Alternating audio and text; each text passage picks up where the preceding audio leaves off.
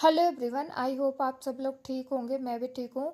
आज मैं बहुत ज़्यादा थक गई थी और मुझे कुछ भी करने का मन नहीं होता है। कभी कभी ऐसा होता है लाइफ में कि आप बहुत ज़्यादा थक जाते हो और कुछ भी करने का मन नहीं करता, बस ये करता है यहीं पे रुक जाए।